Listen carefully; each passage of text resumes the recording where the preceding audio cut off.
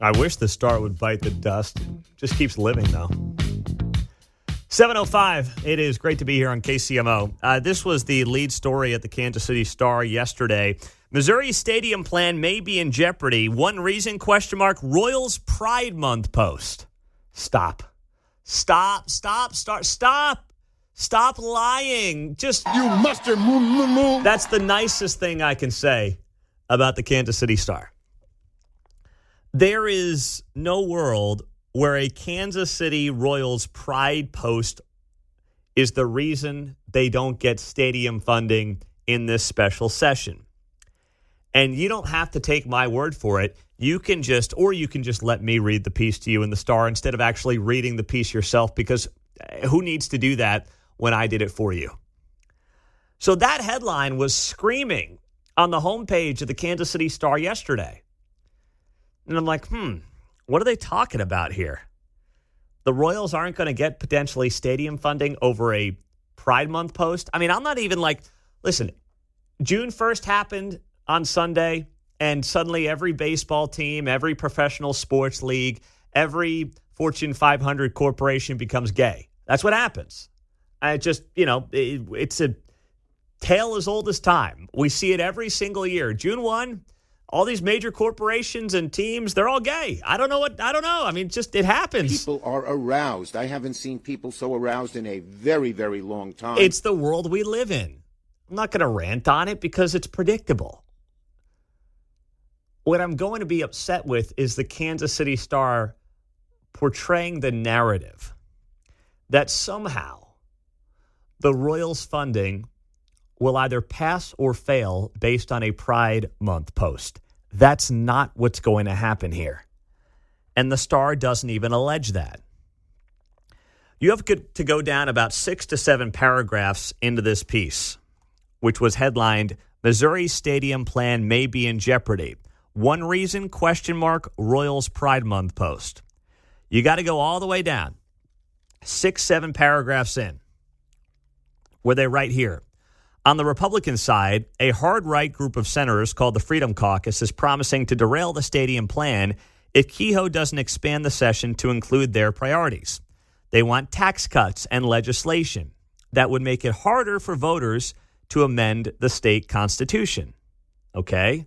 Once again, I'm 6, 7 paragraphs in, and they have written nothing about how a Royals Pride Month post is going to derail stadium funding. They then go on the note here, one Freedom Caucus member, Nick Schroer, a Defiance Republican, and at least one prominent former member went a step further over the weekend and attacked the Royals for a social media post in support of Pride Month. Okay. Schroer then said during a radio interview yesterday, I don't know where this was. It would be nice if the Star gave credit to a radio station, which would be the journalistic thing to do. It wasn't on this show. I'm just curious where it was.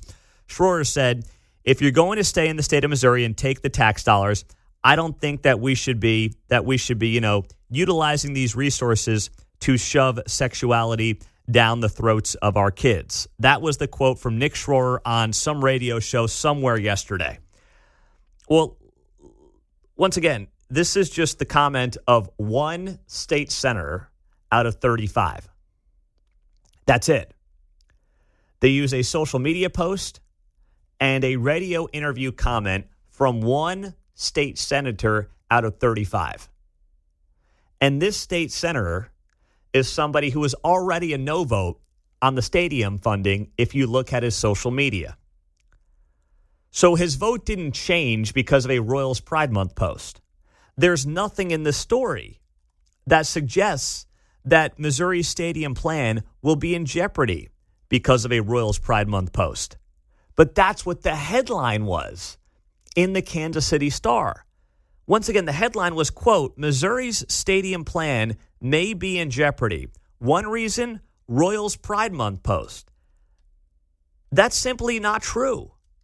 That is not true at all. And they don't even write about that being true at all. They write about one state senator. And I don't know Nick Schroer. I don't know anything about him. The only reason I know the guy's name is because he was one of the guys who falsely accused Denton Loudermill, a man from Olathe who has since passed away, as being the alleged shooter in the Super Bowl parade. Of course, he wasn't. So I don't know if this guy just has a quick trigger on social media. I don't know if he's not playing with a full deck. Maybe both. Who knows? But for the Star to do this kind of journalisming and allege that somehow the stadiums will not pass funding because of a Pride Month post is just not true. And when you read their article, they don't even make that accusation or insinuation. It was just a bizarre headline that led to absolutely nowhere. So I posted this on social media, and a lot of you thanked me for sharing the details because you don't actually subscribe to the Star. So then I wondered if there was some 3D chess going on here for the Kansas City Star, where they know most people that see the headline are not going to actually read the article because either they're too lazy or they don't have a subscription. So they get their propaganda out there without actually ever having to prove the story to back up the headline, because there was no story to back up the headline. But that's par for the course for them. One guy writes here, his name is Coach Bush. He says to me on X yesterday, Pete, thanks. I didn't want to pay to read the rest, and I'm glad somebody addressed this on X for me.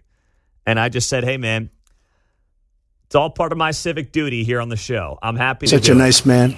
Just helping out where I can. So this way you don't have to read the Kansas City Star. Steven writes here on X, embarrassing that someone took the time to write this. What a joke. Also asked here on X, Pete, did they put a name on this or hide behind the editorial board? No. This was a news story written by Kason Bayless. So this was written as a straight news story yesterday at the Kansas City Star. This was not an editorial piece. This was a news piece. And this is now how the Kansas City Star is trying to portray this debate. Make it about Pride Month and Pride Month posts. Now, we can go down the whole road of whether or not Royals and teams are going to be posting about Pride Month. We all know they're going to do it, all right? We know they're going to do it. We know it's going to happen. What I found interesting is that the Royals had out a Christian band on Saturday night, and then by Sunday it was like, here we go, June 1, baby. So I don't think it was a coincidence that the Royals had a big showing from a Christian band on Saturday night on, I guess you would call it Pride Month Eve. Maverick City Music. I wanted to go see it. I missed it. Yeah, they're getting a lot of attention, I Pretty saw. good, Yeah. So they're there on Saturday at the K, and then you flip to Sunday, and it's like, woo, here we go. Rainbows and butterflies and the whole thing, man. I mean, it was so predictable. And something tells me that Maverick City Music was not just available only on Saturday, May 31st. Something tells me that date was booked for a specific reason by the Royals. All right? It's not a coincidence to me at all. Because the people who didn't like the fact that they had a Christian band at the K were suddenly fine on Sunday, and then vice versa. The people happy on Saturday were kind of teed off on Sunday. And around we go.